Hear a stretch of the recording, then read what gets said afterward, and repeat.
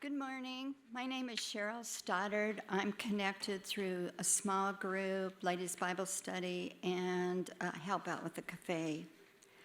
Today's reading is from Revelation 6, 1 through 8. Now I watched when the Lamb opened one of the seven seals, and I heard one of the four living creatures say with a voice like thunder, "Come!" And I looked, and behold, a white horse. And its rider had a bow, and a crown was given to him. And he came out conquering and to conquer. When he opened the second seal, I heard the second living creature say, "Come!" And out came another horse, bright red. Its rider was permitted to take peace from the earth, so that people should slay one another, and he was given a great sword. When he opened the third seal, I heard the third living creature say, "Come!" And I looked, and behold, a black horse. And its rider had a pair of scales in his hand. And I heard what seemed to be a voice in the midst of the four living creatures saying, "A quart of wheat for a denarius, and 3 quarts of barley for a denarius, and do not harm the oil and wine." When he opened the fourth seal, I heard the voice of the fourth living creature say, "Come." And I looked, and behold, a pale horse, and its rider's name was Death, and Hades followed him, and they were given authority over a fourth of the earth to kill with sword, and with famine, and with pestilence, and by wild beasts of the earth. My name is Zack Thompson. I'm on staff here at Calvary Bible Church. And if that didn't sound like the most fun reading, well, I do want to remind you, we are in week 7 of a series of the book of Revelation. So whether this is your first time with us or you've joined partway through in the series, I encourage you, go back to week 1. Because in week 1, we talked about how do we handle the book, what it's talking about. We made commitments to each other of how we're going to respond to this book. We did some important background work that serves us all the way throughout. And then most importantly, we asked, how do we read a book like the book of Revelation? And in fact, all of us could probably use a refresher on that. So we said, how do we read the book of Revelation? Well, first and foremost, we do so with an eye to the Old Testament. We read the book of Revelation with an eye to the Old Testament. So as we come across all of these difficult to interpret images and symbols that are happening right there, we understand what God is saying in this book by looking at what has God already said.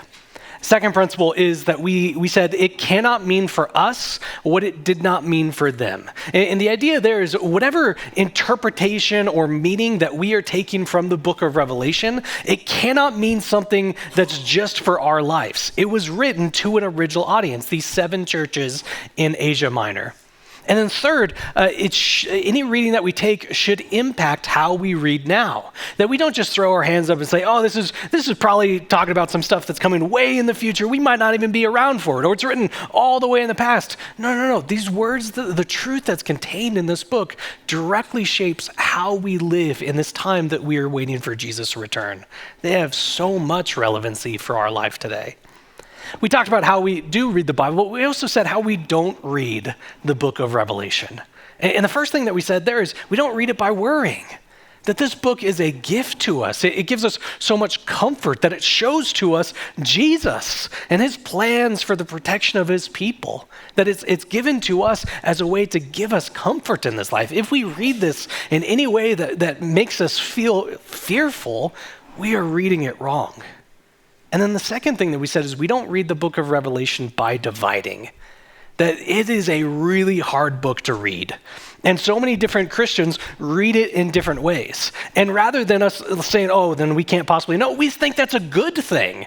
We think it's so good that Christians read it in different ways. Because as we meet people like that, as we're challenged by different viewpoints, that causes us to go back to the text, to evaluate their position, to see what it is that it's saying. It is something that gives us a better clarity on the Bible, but also brings us together as Christians. And I bring all of this up because in our series, we're getting into the section of the book of Revelation that has caused most people to divide over this. And it goes for quite a while. It's from chapters 6 through 16, which is, the bulk of the book. And so as we're looking at this, the reason why people divide over this book is really comes from the question of how do you divide the book? How do you interpret the structure? Is it talking about things that are in the future? Is it about things in the past? Is it showing that these things are repeated all throughout history? As we talk about these 7 seals that are being opened, and then the 7 trumpets and the 7 bowls, are these all talking about the same thing? You know how when you watch a sporting event, there's different cameras and different angles to help you to see things from different perspectives. Is it doing that, or is it showing us a literal history? These unfold all in order. These are great questions to be asking, but we do so remembering how we read the book. We do so not by dividing or by fear or anything like that. We recognize that this book given to us is a gift, not something that splits the church. It also leads into what is my role here on a Sunday morning? What is it that I'm doing? And the bulk of what I'm doing is I am trying to preach, I'm trying to preach, and that comes down into 2 ways. I'm trying to preach in accordance with our statement of faith, our doctrinal statement, what we say we believe. And according to our statement of faith, you can hold to any number of positions and still be part of this church, still be welcomed as part of this church. And so my job up here is not to insist on one good reading of the Bible over another. I am going to insist on a good reading of the Bible, though. That part I'm going to hold to. But there could be different ways of doing that, and that is great. I think we are stronger when we have disagreement on non-primary issues. I think of 1 Corinthians 15. Paul gives this separation. He talks about things of first importance. How we say things are going to unfold in the book of Revelation is not one of those things of first importance. And so it's good that we can disagree over this, and there's room in our statement of faith to do so. The second point is I'm up here to preach, not to give a lecture. And so I'm not going to evaluate the different positions. I'm not going to say one camp would interpret this and we'll spend 15 minutes on that. And let's look at the strengths and weaknesses of that one before we get to any of the other camps. I'm also not going to be able to go through every single detail that we come in here. My role is to help us to see what is God saying and how does that speak to our lives now. What is it that God has revealed in this book, and how does that shape how we are to live? So with all of that said, I look forward to leaving you all unsatisfied as we continue in this series. I want to remind us of where we've been. So we just came out of chapters 4 and 5, and they're so important to make sure that we have the image that we find in those chapters before we move forward. We'll keep coming back to remember chapter 4, remember chapter 5. Well, in Revelation chapter 4, we have this incredible picture of God, this majestic, holy, pure, infinite, awesome God. And it's important to have this image of him going forward because as we come across all of these different instructions about judgment and God's wrath being poured out, we remember how glorious this God is.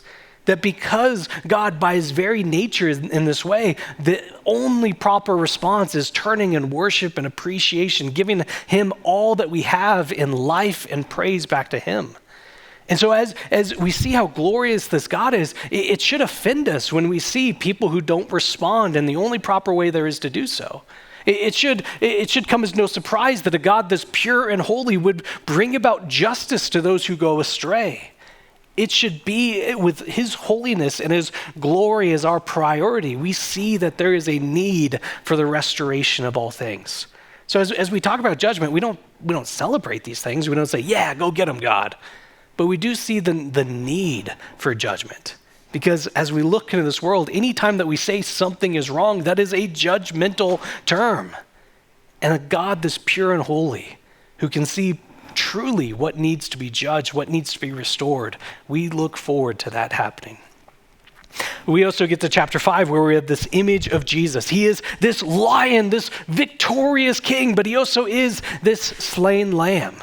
That before we get to any aspect of our judgment, we see Jesus is the one who fights for and defends his people. Yet he's also the one who's laid down his life so that all the judgment that we hear about in these passages does not need to be paid for by his people. That before there's any bit of wrath mentioned, it shows us how he has made a way for his people to be saved from that wrath. So it's important for us to keep these images as well. Jesus is this lion who's fighting for and defending his people. He is bringing judgment, and yet he's also the loving Jesus who has brought restoration and redemption for his people. He is those things. So as we read these chapters, Jesus is the one who's bringing this judgment, but he's also the one who's brought restoration. We said the book of Revelation gives us this picture of Jesus that tends to be bigger than the one that we have. We tend to have maybe one idea or concept of Jesus that we really appreciate, and we miss some of the complexity of this, infinite God that Jesus is. And maybe as we're talking about Jesus as this lion and the lamb, we know him to be that meek and mild one who's died for our sins, and we so appreciate that image, but we might not think about him as the one who's bringing judgment to the world. But we're shown both here. Or maybe we know that Jesus is looking down, and we know that he's going to make all things right, but we don't fully trust in the fact that he's done it all to save us, that he has laid down his life, that there's nothing for us to do but trust into him.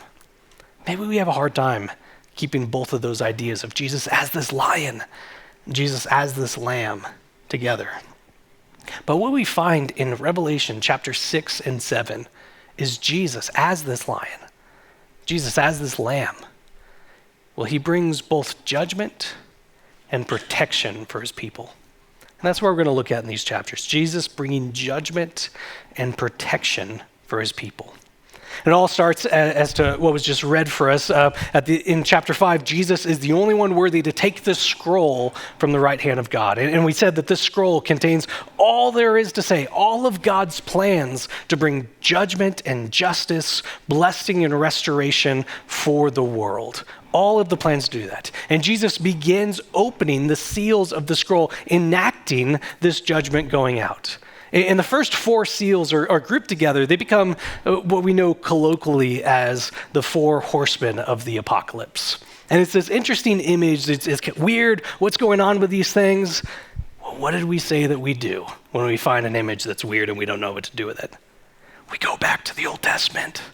And as you go to the book of Zechariah, in chapter 1, but mostly in chapter 6, you see four horsemen. Would you look at that? Four horsemen sent out into the world in all these different directions to bring judgment on the nations that were oppressing Israel.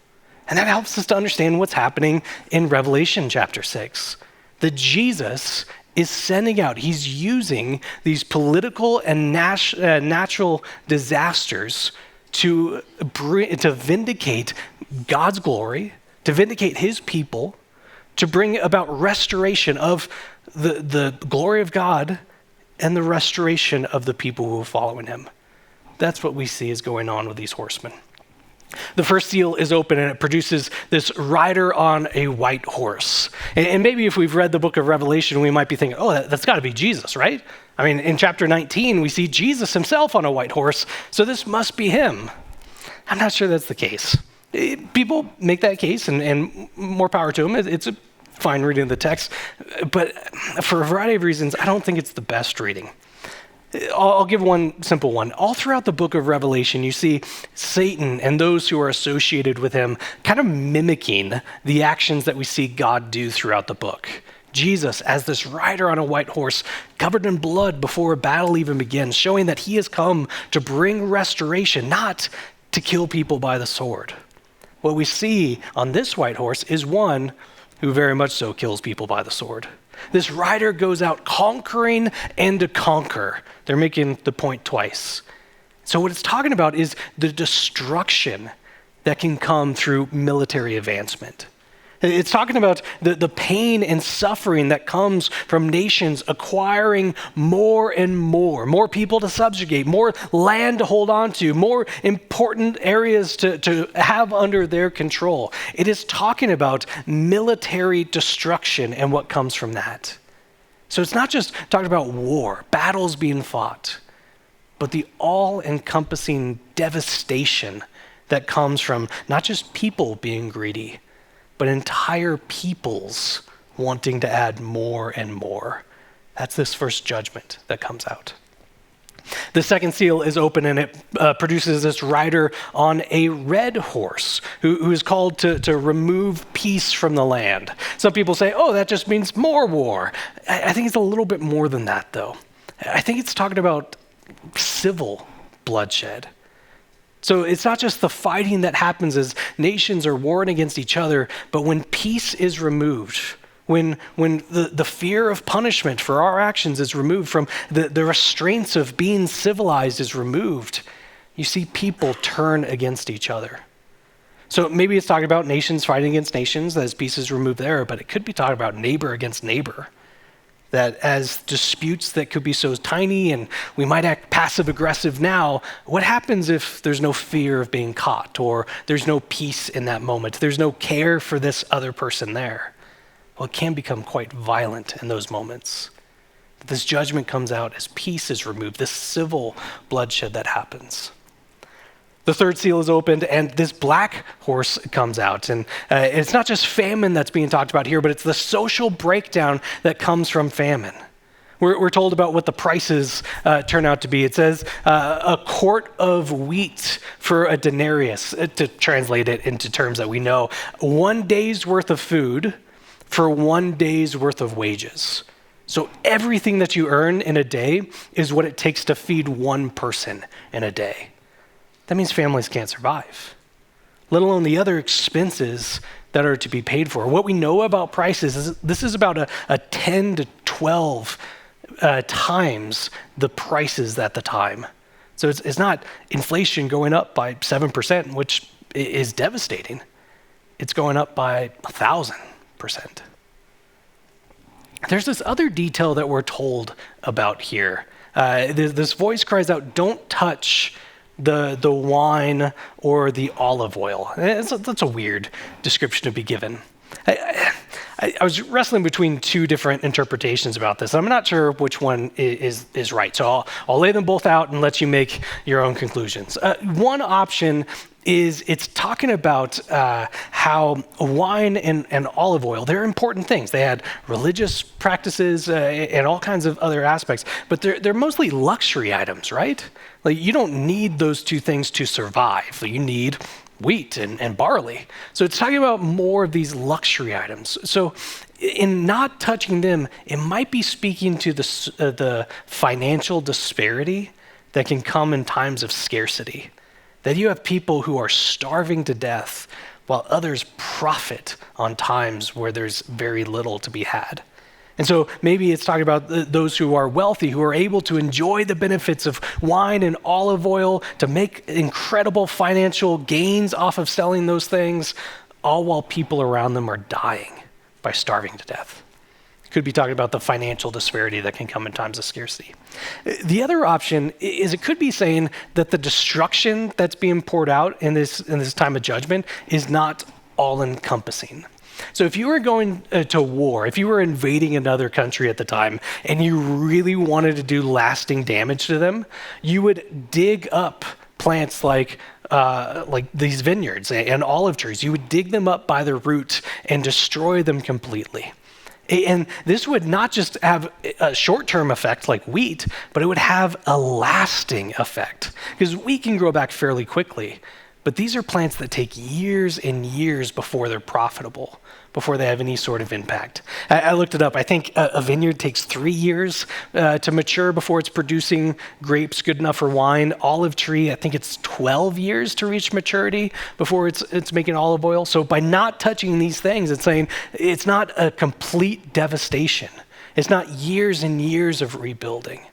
I'm not sure which one it is, but it's speaking about the social breakdowns that come from famine.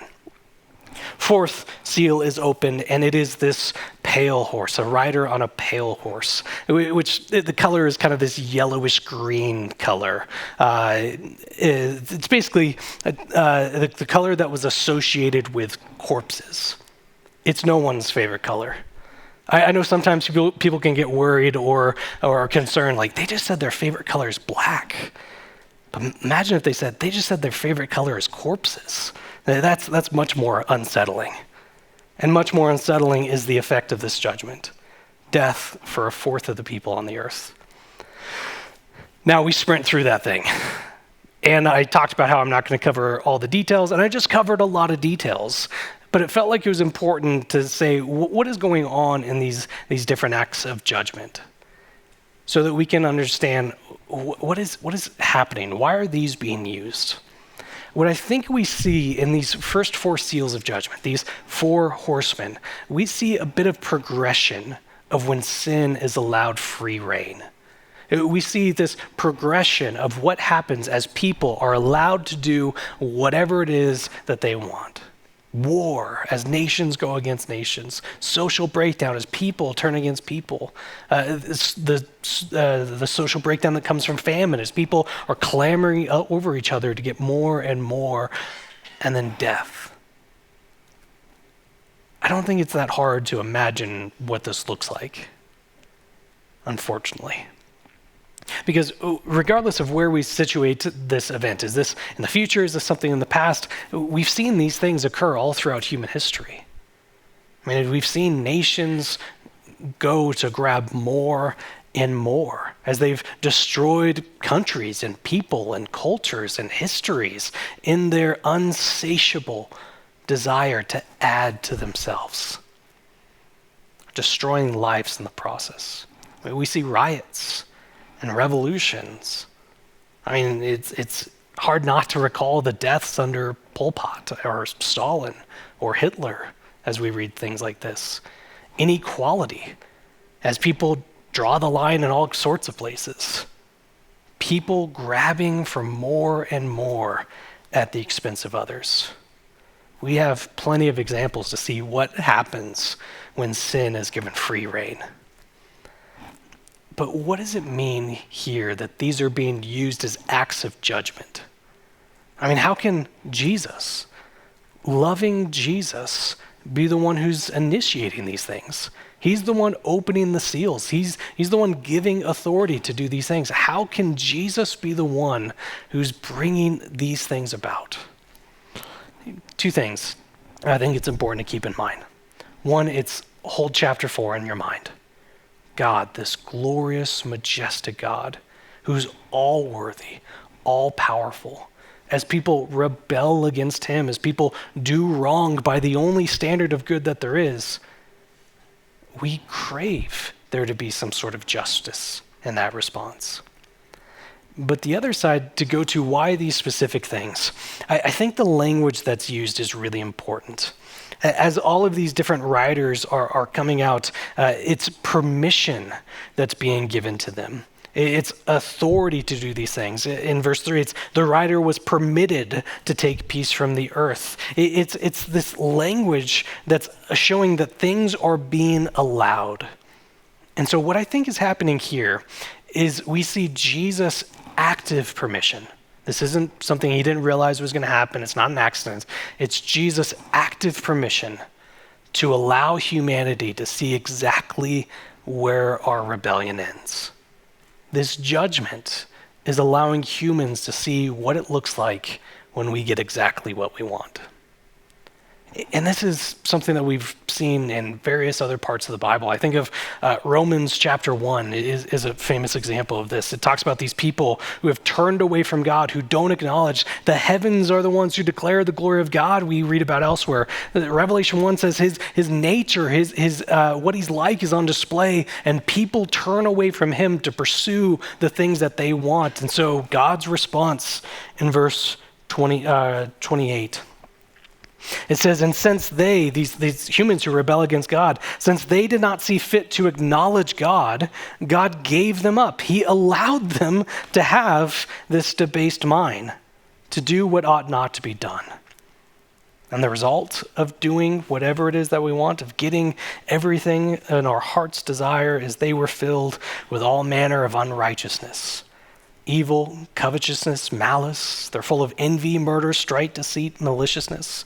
They're gossips, slanderers, haters of God, insolent, haughty, boastful, inventors of evil, disobedient to parents, foolish, faithless, heartless, ruthless. Though they know God's righteous decree that those who practice such things deserve to die, they not only do them, but they gave approval to those who practice them. It's not a fun list to read. It's not something that we celebrate in happening. But as we see people who turn away from this holy God to pursue their heart's desire, man, it's terrifying to get what you want. That we see these people who turn away from the only source of goodness there is to pursue other things, to pursue every direction other than the one that's actually good for us. It goes down this route of destruction, of judgment. But I think most importantly, these things being used as judgment, war and civil bloodshed and social breakdown and death, these things are being used as judgment as the reminder that it's only in him, only in Jesus that we can find peace and justice and security and life. Only in Jesus do we find those things that we crave for, that when we try to pursue them on our own, we actually instead find war, civil bloodshed, social breakdown, and death. And the fifth seal, when that is open, it shows us that these things that are promised, that in Jesus we do find peace, justice, security, and life. We do find those. He holds his promises. But when the fifth seal is open, we're reminded that we don't always find those things in the way that we would always like. We don't always find them immediately in this life. That there could be strife, there could be struggle, but it doesn't mean God hasn't kept his promises. The fifth seal is a reminder that there's more than what we can see. This past week, there was a man, he's worth hundreds of billions of dollars. He owns an electric vehicle company. He recently bought a major social networking platform and rebranded it. In this past week, he tweeted something, or X something, I don't know what to call it anymore. He tweeted, "Believe what you see, not what you're told." And maybe we like that. Like, yeah, I'm not one of these sheep just blindly being led astray. Like, yeah, you guys all think you know what's happening, but I can see what's going on. Believe what you see, not what you're told. Now, the problem with this is that our eyes are idiots. That we fill them with whatever it is that we want to see. That we can then interpret whether or not we truly want to believe the things that we see or not. We can filter through what gets to our eyes by who we surround ourselves with, let alone the fact that we can see things wrong.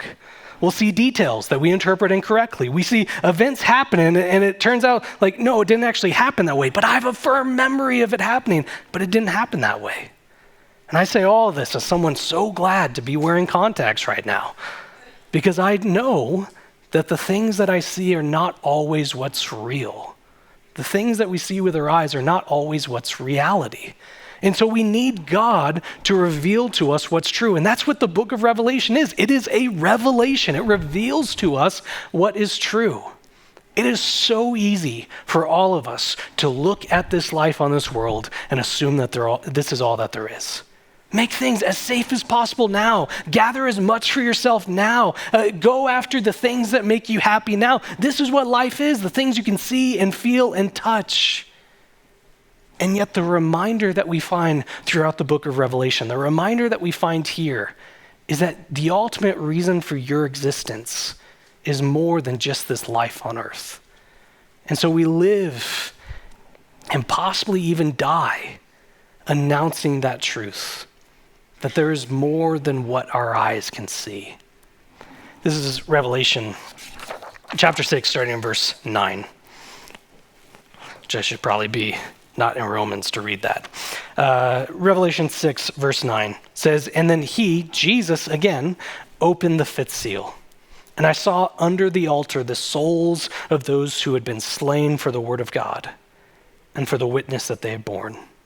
And they cried out with a loud voice, 'O sovereign Lord, holy and true, how long before you will judge and avenge our blood on those who dwell on the earth?' And they were each given a white robe and told to rest a little bit longer until the number of their fellow servants and their brothers and sisters should be complete, who were to be killed as they themselves had been."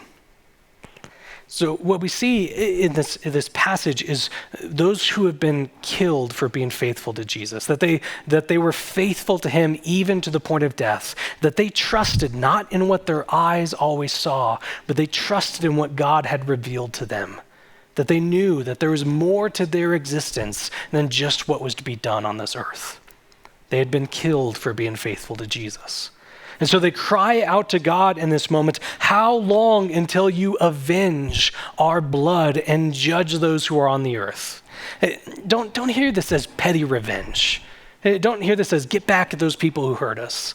See, there's a big difference between praying, God, go and get that guy, and God, when will you bring about your earth-wide justice?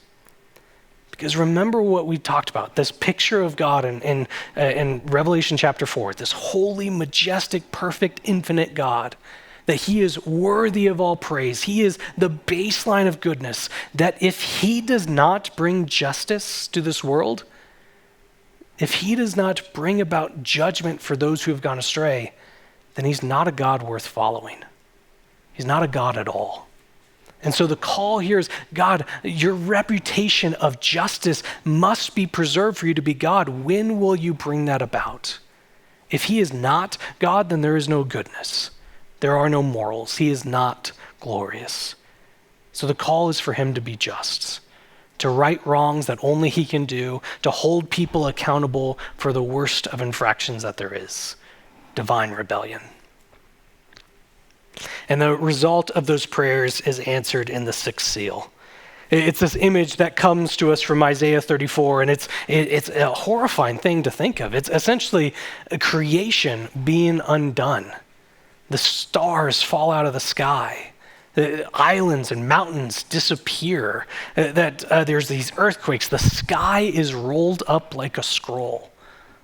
And all the while, in this horrifying picture, you have the people who are the most powerful figures on the planet, kings and rulers, even people who have hundreds of billions of dollars, crying out in verse 16, this thing, anything to escape this wrath that's being poured out. Verse 16 says, calling to the mountains, these influential people, fall on us and hide us from the face of him who's seated on the throne and from the wrath of the Lamb.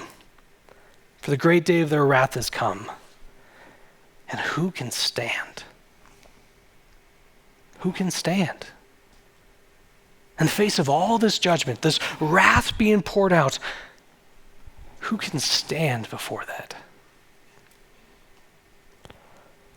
I know we went pretty quickly through this, and we did so that we can connect chapter 7 through chapter 6.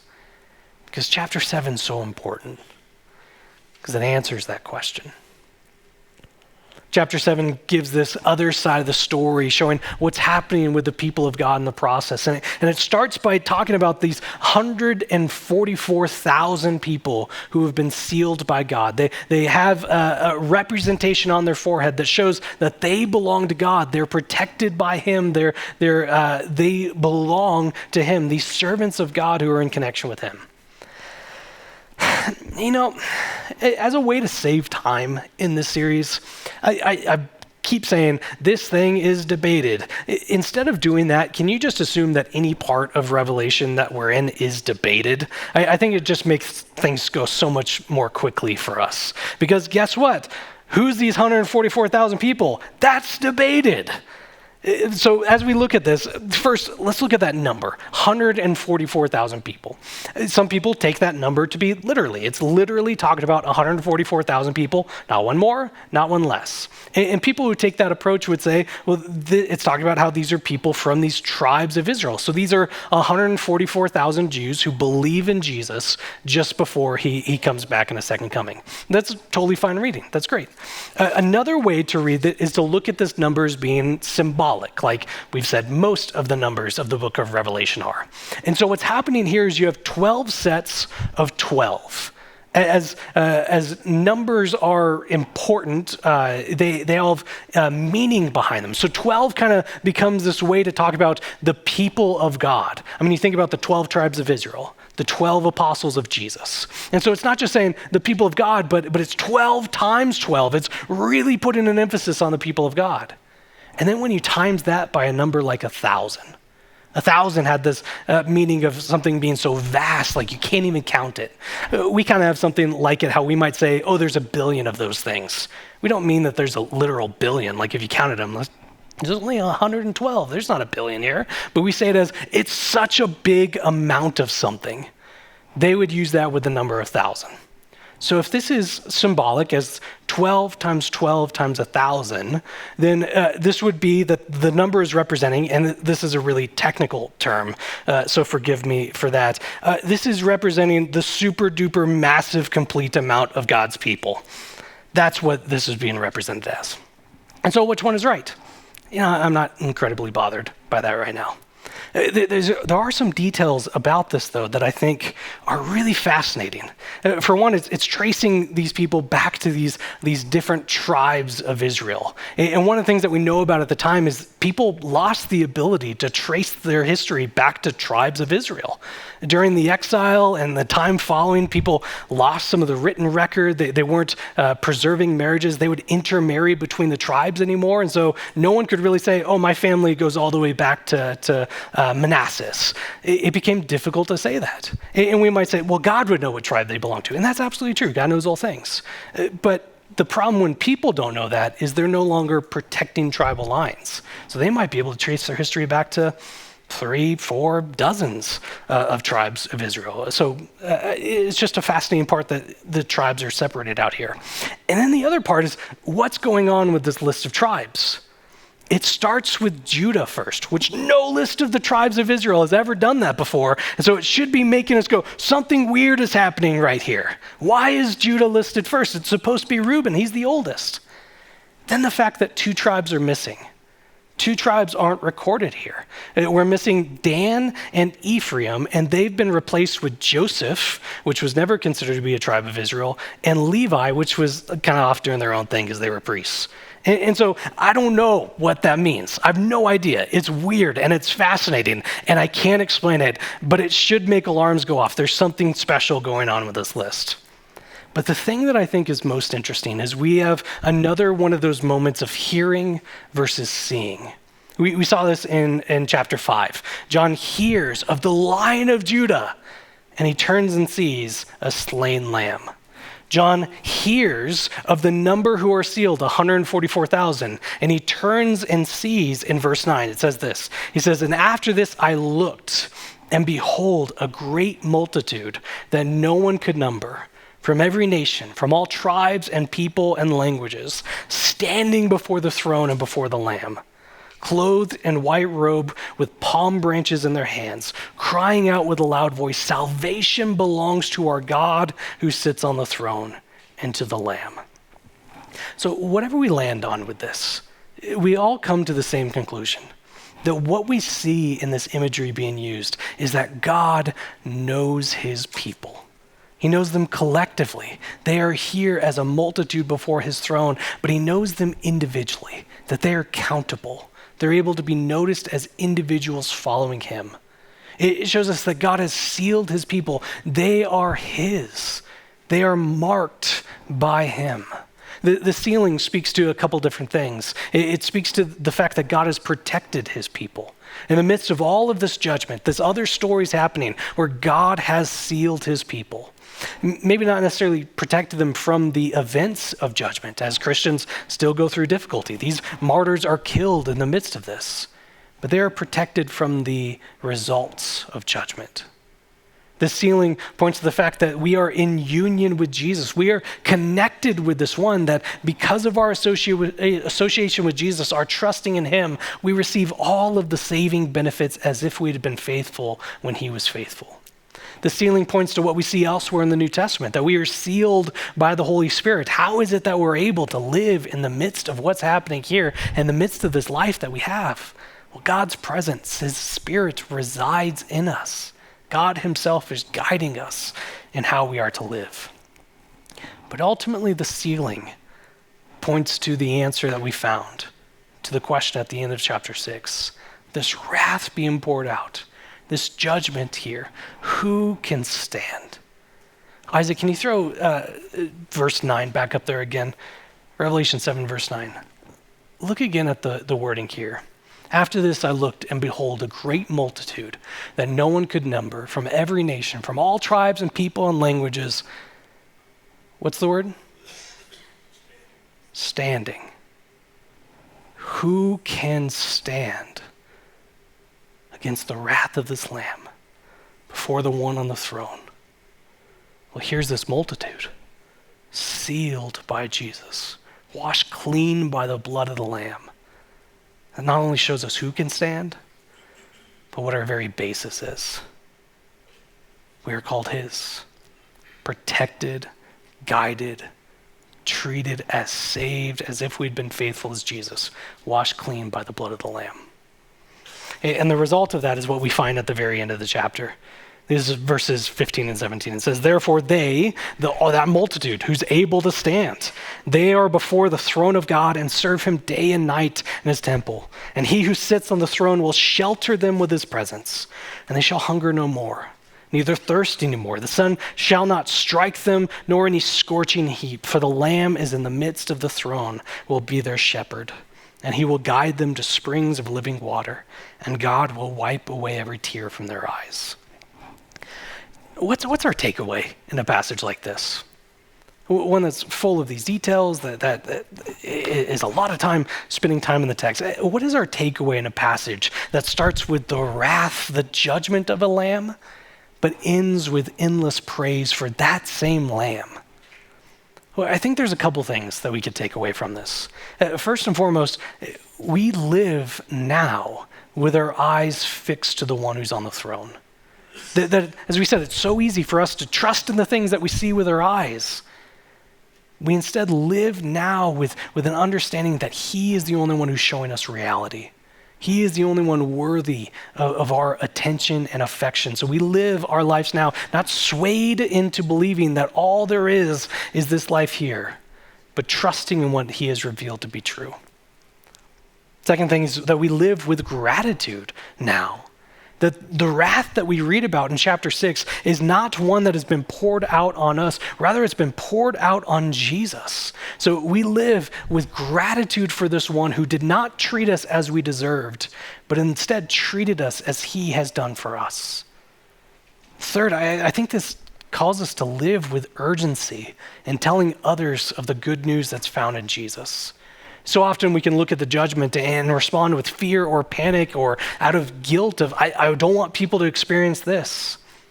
But I think as well we see the glory and joy that's found in living in what is real and what's been revealed to us as true against all else, that this God is glorious, that in him is life and security and peace and direction. And we want people not to experience that so they miss out on other things, but we want them to experience the only basis for good that there is in the world, to experience him now. And that drives us to tell other people the good news that's found in him. And then finally, and most importantly, we live lives of praise because he has given us the means to overcome all that we might find in this world.